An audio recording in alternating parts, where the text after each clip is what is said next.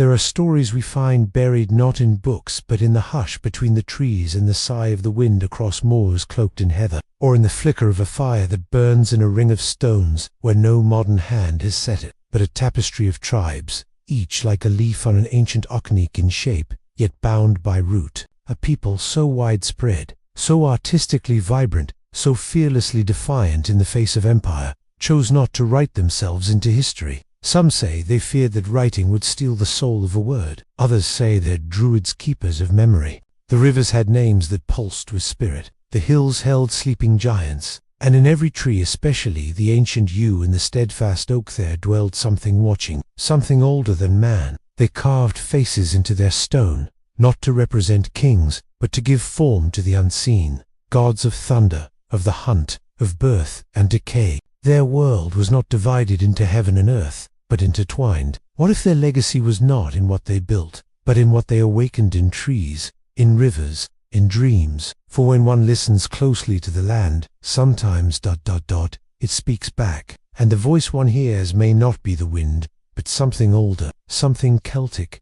A deer might be a messenger, a raven, a soul reborn. And time believed that only the spoken story could carry the breath of the gods. But peel back that Roman ink, and you'll find artisans of delicate metalwork, gold twisted like vines, brooches shaped like galaxies, patterns that spiral with hypnotic grace. You will hear music played on pipes of bone and horn that mimic the sighing of the wind through pines. You'll see warriors who painted their skin not for intimidation, but for reverence, each swirl a prayer, each line a story. What we do know is this: the Celts lived among trees, 4 boundary stones shaped like ancestors, 4 wells that healed, 4 meadows where lovers met under the Beltane fire, as if the very fabric of their being resisted permanence. Cities they built vanished into earth, their languages dissolved into the roots of modern tongues, and the Druids, those whispering keepers of sacred things, disappeared without a sound, leaving behind no tomb,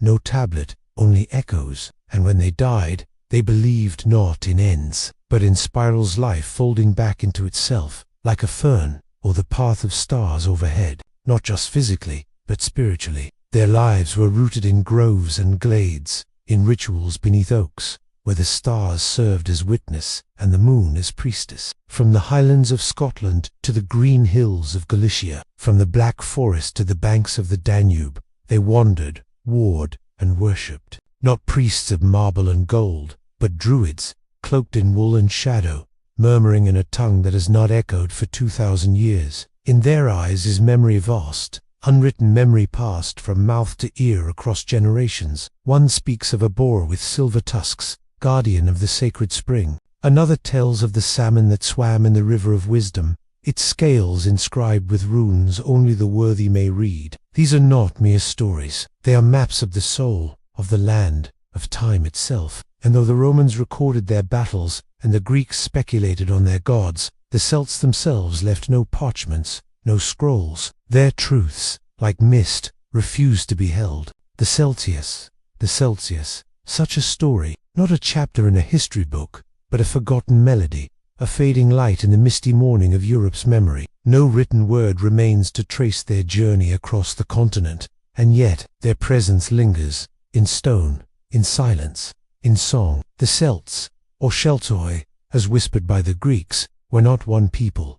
But is it not curious? Imagine now a grove at dusk fog, curling low upon the earth, a dozen robed figures gathered around a flame. And what of the land? To the Celts, land was never owned. It was sung to, offered gifts, treated as mother and muse. It is tempting to imagine the Celts as savages, all mud and blood, as the Romans wrote. They fought, yes, fiercely, but they did not fight for conquests. They fought for memory. Yet even as the Celts spread across Europe, from Ireland to Anatolia, they remained elusive. But let us pause here, in the quiet between 2 breaths, and consider this. What if the Celts never meant to be remembered in ink? It is said that among the Celts, the past did not live in books, but in people. The Druids, keepers of lore, watchers of the moon, were more than mere priests. They were living libraries. In the folds of their memory were the names of rivers, the lineages of kings, the stories of the wind and the fire, the names of the 100 trees, the rites of healing with mistletoe,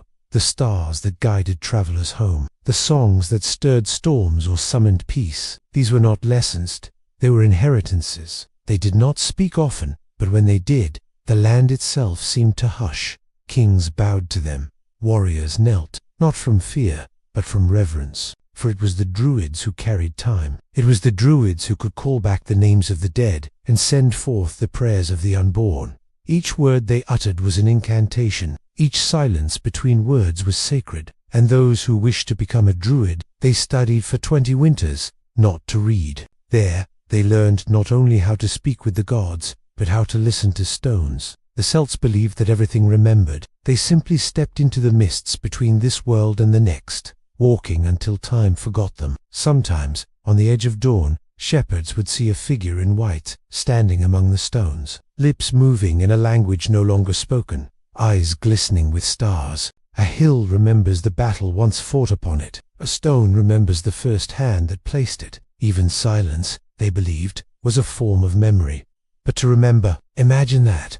20 winters in forest solitude, learning nothing that could be held in the hand, but everything that could be carried in the soul. Their eyes always watching the space behind your shoulder, as if something unseen still followed them from another century. They were called the deep dreamers. A god might walk the road in the guise of a beggar, or rise from the well in the form of a woman with hair like falling leaves. The line between mortal and divine was not a wall, it was a mist, thin and shifting, a bundle of grain cast into the river to appease the water spirits, and sometimes, in times of great need, a human life offered with solemnity, not cruelty, always accompanied by chant, by silence, by the turning of the seasons. And it was said they remembered not only the lives they had lived, but the lives they had not. Their training was not in classrooms, but in groves and caves, beneath the yew where death and birth entwined. And so, the Druids walked among their people like ghosts wrapped in linen and ash. It circled, it looped. The past was not behind, it was beside. You could meet an ancestor in a dream and carry their advice into the morning.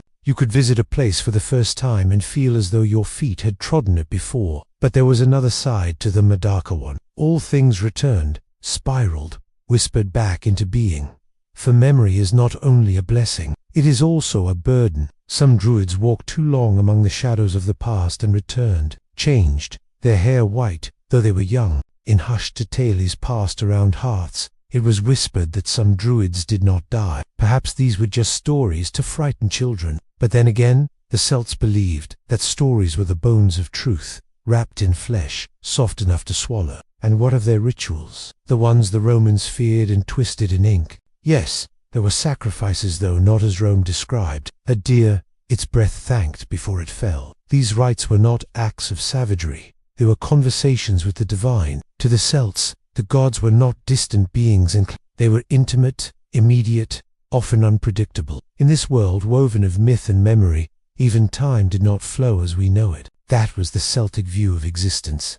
Nothing truly ended. And so, when the Druids disappeared, when Rome marched, when iron roads were laid, when Christian bells rang where once oaks had stood, many thought the Celts had vanished. But did they? Or did they, like their myths, like their gods, simply slip into the spaces we forgot how to see? Perhaps they linger still, not in castles or tombs, but in the hush before dawn, in the spiral of a shell, in a melody that catches your breath, though you cannot name its tune. History may not remember them, but the land does. And if you are very quiet, the memory of the Druids might remember you. There are shapes older than words, forms carved not by hand, but by instinct, by dream. Among the Celts, there was one shape above all, the spirit. You will find it everywhere, in the carvings on ancient stones, in the knots of braided gold, in the dance of firelight across cave walls. It is the symbol of breath, of time, of the sacred path between birth and death and back again, and is born again, like spring emerging from winter's womb. They did not fear death as we do, for to them, the soul was a traveler pausing only briefly in this world, before spiraling onward into another. It is no coincidence that the spiral is also the shape of a fern unfurling, of a storm circling at sea, of galaxies spinning in the void. To the Celts, this shape was not decoration, it was declaration, a silent hymn to the belief that nothing ends, that even sorrow returns as joy, that life folds into death, the rhythm of hooves on damp earth, the clang of a blacksmith coaxing shape from fire. They walked among the people, hid in the shape of birds, rose from wells with voices like wind through harp strings. They did not demand temples of marble, they asked, only for memory, for song, for offerings of milk and honey on stones at dawn. For in every tree lived a watcher, in every stone a listener, in the flicker of every candle a whisper of another world, the lilt of a mother's song as she braids her daughter's hair, weaving in charms of rowan and mistletoe to keep the spirits kind.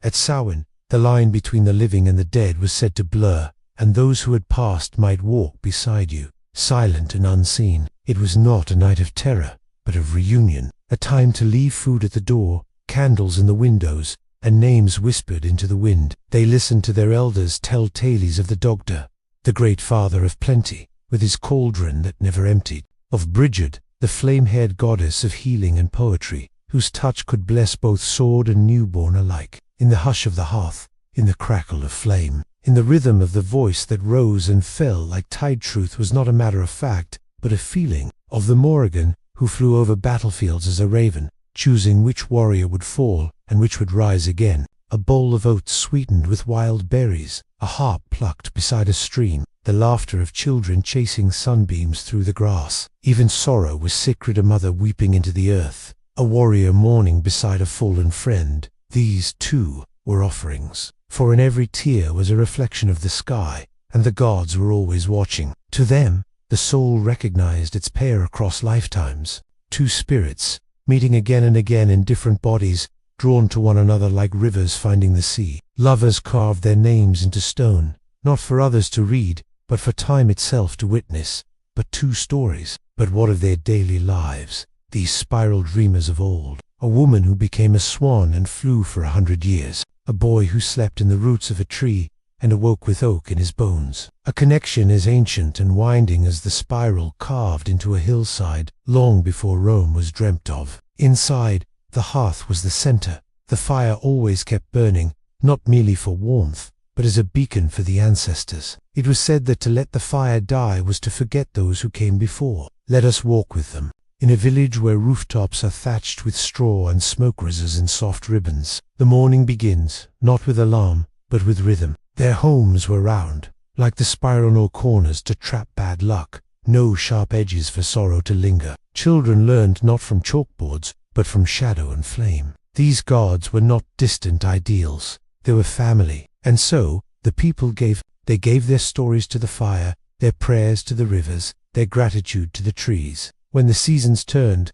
they danced. Beltane for fire and fertility, Samhain for shadow and the thinning veil. The Celts loved deeply, but not always as we understand love. They spoke of love not as possession, but as presence, the nearness of breath, the bond of memory. Their joys were simple, yet sacred. And when the day ended, when twilight pooled in the corners of the world, they would sit by firelight and listen, not to news, not to worry. A story about a man who turned into a salmon and gained all knowledge. Were they real? It did not matter, because in the telling, they became real. And that is how the Celts lived, in circles, in songs, in stories passed not to be believed, but to be remembered. There comes a moment in every story when the candle burns low, when the voice softens, and silence leans in like an old friend. So too, in the story of the Celts, there came a twilight. They vanished like old songs forgotten, not because they ceased to matter, but because fewer and fewer lips knew the tune. Not sudden, like a storm, but slow like mist, creeping over fields, like dusk soaking into the corners of the world, with scrolls that named what could be owned, with temples made of stone instead of stars. The forests that once held whispers were cut, the groves fell silent, and the Druids, whose tongues held centuries, stepped back into shadow perhaps, into the mist from which they came. They did not vanish in flames or blood, though both touched them.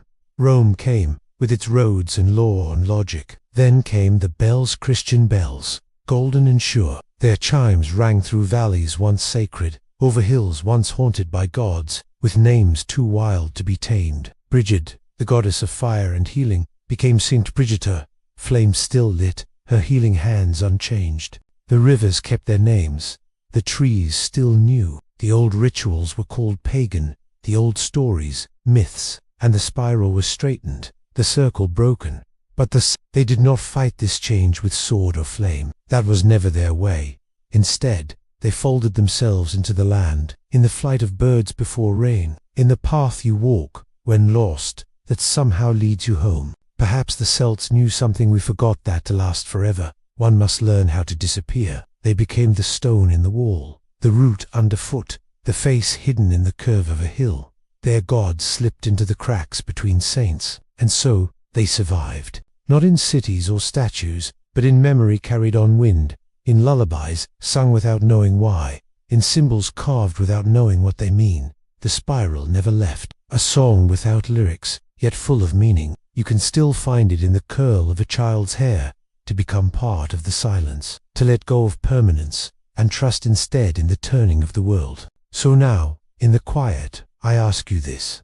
Have you ever walked in a forest and felt watched, but not with fear, rather with warmth? Have you stood on a cliff and felt a name rise in your chest, though your mouth could not shape it? Have you dreamed of fires in stone circles, or rivers that speak, or a voice that says, "You've been here before"? Maybe, just maybe, the Celts remember you. Maybe their memory is not written in books, but in you, in the rhythm of your breath, in the way you light a candle without knowing why, in the way a story wraps around you and does not let go. And when this video ends, and the screen fades to black, perhaps you will hear it, a faint melody, older than time, rising from the earth itself, a song the Celts once sang, and still do, in the wind, in the water, in the silence between two heartbeats,